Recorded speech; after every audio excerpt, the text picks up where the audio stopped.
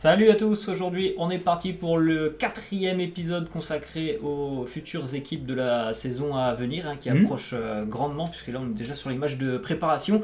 Aujourd'hui on va se concentrer sur la composition d'équipe de l'Olympique de Marseille du nouvel entraîneur Jorge Sampaoli, un mercato assez excitant du côté de l'OM. Il y a déjà eu pas mal de renforts. Des joueurs qu'on a l'impression sur le papier qui pourraient vraiment apporter une certaine plus-value à l'OM. Il y a pas mal de jeunesse et de talent du côté des recrues phocéennes, donc ça va vraiment être une équipe à suivre, je pense, sur cette année. L'Olympique de Marseille, déjà avec un entraîneur qui a une philosophie de jeu assez offensive, et en plus de ça, là on va dire qu'il a quand même eu les joueurs qu'il a demandé, notamment un Brésilien au milieu de terrain dont on parlera tout à l'heure, donc plutôt sympa pour le moment le mercato de l'OM. On va regarder tout ça avec la compo d'équipe, les remplaçants, et puis les joueurs aussi qui devraient quitter l'OM parce qu'il y a beaucoup d'arrivées, mais il y a aussi beaucoup de départs du côté de l'OM. Exact, on commence avec le premier, donc c'est un jeune joueur, Lucas Perrin, parce qu'il est très jeune, il est seulement de 98, en plus fin d'année. Donc lui c'est officiel, il devait rejoindre l'équipe de Clermont, du coup, dernier moment, il signe plutôt en Ligue 1, du côté de Strasbourg, donc c'est un prêt bien sûr, donc Perrin quitte cette équipe de Marseille. Sakai aussi, lui il est en fin de contrat, il rejoint la première division japonaise pour le joueur Hiroki Sakai. Benedetto devrait quitter cette équipe de Marseille. Je sais pas, tu as quelques infos sur lui. Il y a un club brésilien, il me semble que c'était Sao Paulo, il me semble qui était intéressé par Dario Benedetto. Il y a déjà eu des contacts avec l'OM, mais pour le moment le salaire du joueur pose un petit peu problème. Et visiblement l'OM ne serait pas contre un départ de Dario Benedetto. Oui, bien sûr, parce qu'il y a quand même pas mal de recrues côté Marseille, donc il faut aussi laisser filer des joueurs. Donc Benedetto devrait quitter cette équipe de Marseille. Strootman prêté, je crois à Cagliari, il était prêté au Renoir la saison dernière, puis là cette fois-ci c'est à Cagliari, donc une fois de plus, tant mieux pour Marseille parce que c'est un gros salaire les gars, Strootman, et là vu qu'il est prêté, bien sûr c'est Cagliari qui prend je crois 100%, il va prendre 100% son salaire, donc heureusement pour Marseille, parce que Strootman les gars, du côté de Marseille ça a été compliqué, puis c'était un ruine budget vu qu'il a un énorme salaire, le joueur néerlandais. Il y a aussi Camara les gars, et ça ce serait une grosse perte, ce serait un gros couac pour cette équipe de Marseille. Le jeune joueur français qui est en fin de contrat l'année prochaine, donc il devrait pas prolonger du côté de Marseille. Donc Marseille aimerait le prolonger mais le joueur ne veut pas. Un peu le même souci que par exemple Kylian Mbappé avec le Paris Saint-Germain. Et Camara, on entend cette rumeur du côté, il y a deux clubs, moi j'ai entendu, il y a le côté l'AC Milan, en Italie, l'équipe française de l'AS Monaco, aussi qui aurait des vues sur Boubacar Camara, sur aussi des clubs par exemple en Angleterre, qui aurait des vues sur... sur Boubacar Camara. On le met quand même dans rumeur de transfert, parce que si Marseille veut récupérer, je sais pas, 30-40 millions d'euros pour Camara, il va falloir le vendre pendant ce mercato, sinon l'année prochaine. Malheureusement, il partira gratuitement, voilà, c'est ça, les fins de contrat.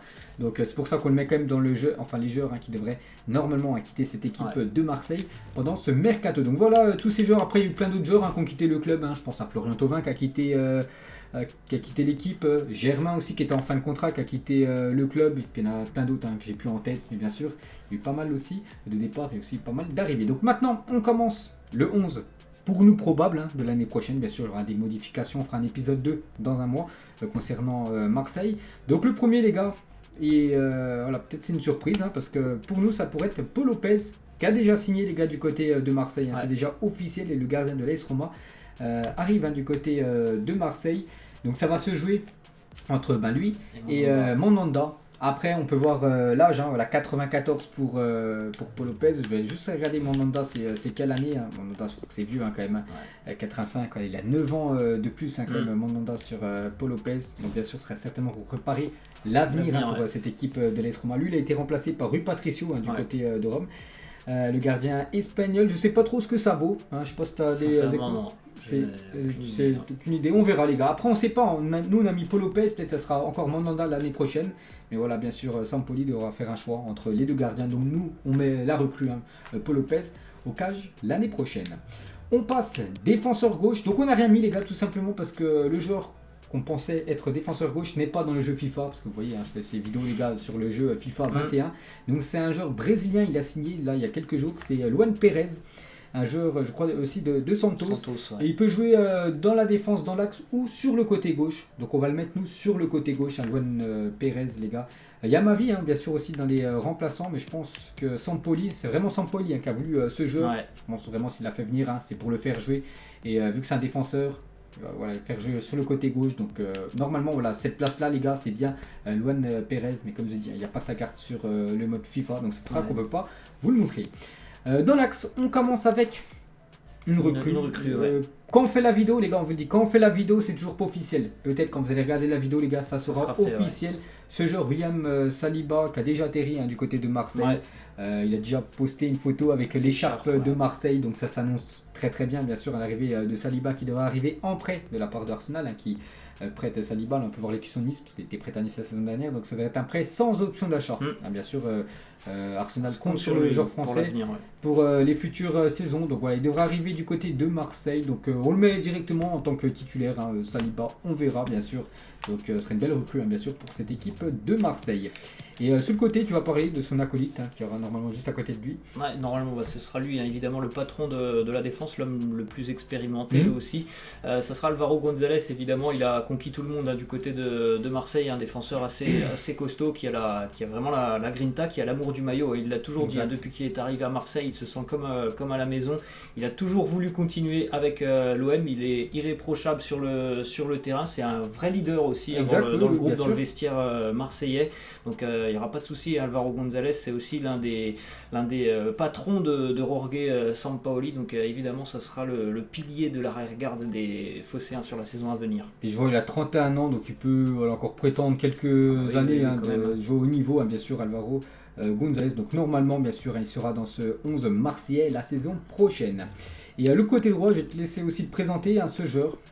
Paul Lirola, donc Paul Lirola à l'heure actuelle là aussi, c'est toujours pas officiel, mais il l'a déjà dit à de nombreuses reprises. Paul Lirola, il veut pas retourner du côté de la Fiorentina, donc il y a toujours des négociations en cours entre l'OM et la Viola.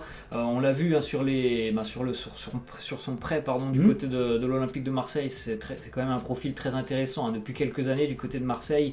Il y a des joueurs sur les côtés, c'est quand même très très compliqué. Là, ils ont trouvé quand même un joueur qui est talentueux, qui a la grinta, qui apporte beaucoup, mais vraiment beaucoup offensivement. Il a l'amour du maillot et il a pas cessé de le dire depuis qu'il est arrivé. Marseille, c'est une ville qui lui plaît, le club lui plaît, il se sent bien là-bas.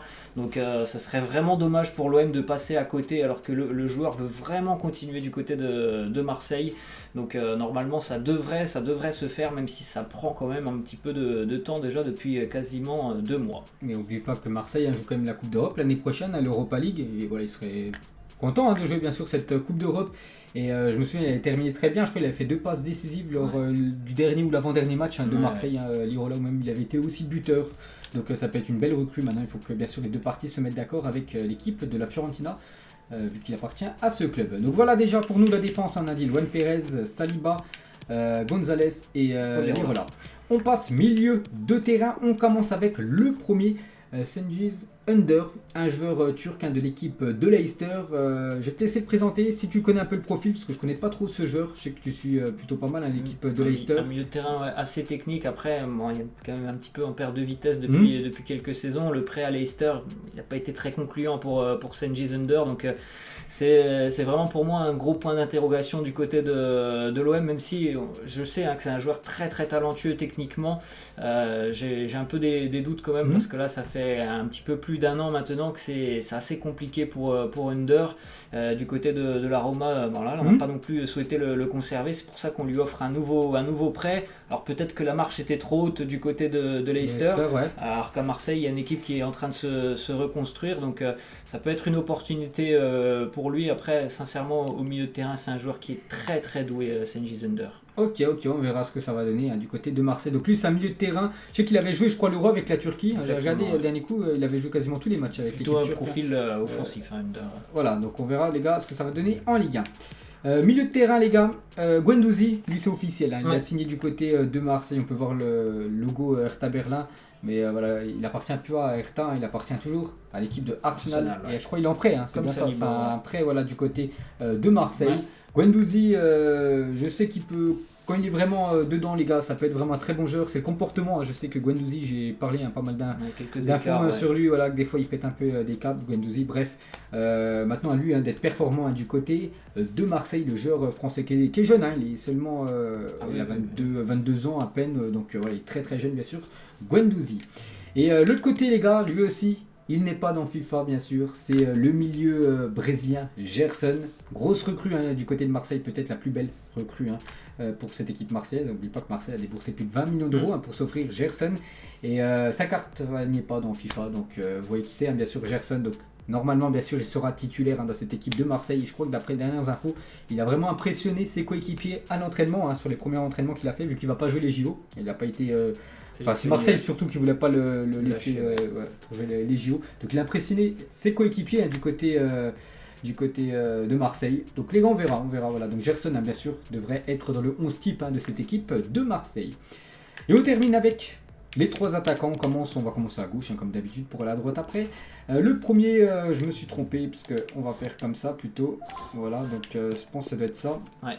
Voilà, c'est comme ça. Voilà, je me suis trompé de poste. Donc le premier, les gars, Dimitri Payet. Payet, valeur sûre du côté de Marseille, bien sûr. Malgré qu'il arrive comme en fin de carrière, il est 87. Ça reste quand même un très très bon joueur. N'oubliez pas qu'en Ligue 1, je crois qu'il est quasiment à plus de 100 passes D, aussi 100 buts. C'est quand même un joueur avec beaucoup d'expérience. Et Sampaoli va compter sur Dimitri Payet. Quand il est dans le bon état d'esprit, pas comme sur le début de saison, c'est sincèrement l'un des hommes qui apporte le plus de danger du côté de l'OM, parce que techniquement il est au-dessus de la moyenne et que son pied, il a un pied quand même qui est magnifique, Dimitri Payet. Alors on l'a vu sur la fin de saison avec Jorge Sampaoli, plutôt affûté. Il faut espérer que ça sera la même chose, parce qu'on l'a vu quand même en difficulté sur le début de saison l'année dernière, mais visiblement le projet avec Sampaoli, ça lui a plu, donc ça devrait bien se passer pour Dimitri Payet et l'OM. Quand tu dis en difficulté, je me souviens, c'était surtout quand la période de Marseille, ils enchaînaient les matchs de Ligue des Champions, une défaite de plus, une défaite de plus. Aussi, surtout. Ouais, voilà, le poids aussi. Puis avec André Villas-Boas, c'est fini un peu très moyennement, bien sûr, l'année dernière, en 2020. Donc on verra maintenant, les gars, c'est une nouvelle saison, on verra, les gars, ce que ça va être, le nouveau Dimitri Payet. Donc bien sûr, ce sera une valeur sûre de Sampaoli. Dans l'axe, les gars, je vais le montrer juste avant, bien sûr, c'est Milik, l'attaquant polonais de l'équipe de Marseille, qui appartient toujours à l'équipe de Naples. Et d'après les dernières infos, on avait entendu des rumeurs, là je parle de 1 ou 2 mois, qu'il devait quitter l'équipe de Marseille pour retourner en Italie. Mais là, depuis quelques semaines, on n'entend plus rien, les gars, pour Milik. Et ça, si on n'entend plus rien, c'est une bonne nouvelle pour Marseille, parce que c'est dire en gros qu'il devrait continuer une saison de plus du côté de l'OM. Milik, le plus gros salaire du club, devant Gerson, nouveau joueur de l'OM aussi, il touche un gros salaire. Donc Milik, les gars, il a marqué pas mal de buts. Je crois qu'il a été décisif aussi dans les derniers matchs où c'était à la course pour l'Europa League. Ouais. C'est lui qui avait marqué les pénaltys vraiment très importants en fin de match pour l'OM. Donc c'est une très bonne recrue, les gars, Milik. Et bien sûr, ce serait tout bénef pour Marseille de le garder encore une saison supplémentaire. Et l'autre joueur, les gars, donc ça c'est une énorme rumeur, les gars. Mais c'est vrai qu'on entend, moi je la vois souvent, les gars, cette rumeur. Par exemple, tu vois, sur la page Twitter de l'Olympique de Marseille, il y a beaucoup de personnes qui demandent si ce joueur va signer du côté de Marseille. Vraiment, s'il signe ce joueur du côté de Marseille, ce serait énorme. Je vais te laisser le présenter. Philippe Coutinho, le joueur du FC Barcelone. Alors on le sait que du côté du Barça, on va tout faire pour vendre Philippe Coutinho sur ce mercato estival. On cherche une porte de sortie. Quelques touches en Angleterre, mais visiblement la touche la plus sérieuse. Alors ça peut paraître quand même assez incroyable, fou, mais c'est bel et bien l'Olympique de Marseille. Alors c'est sûr qu'un renfort comme ça serait assez exceptionnel pour l'OM.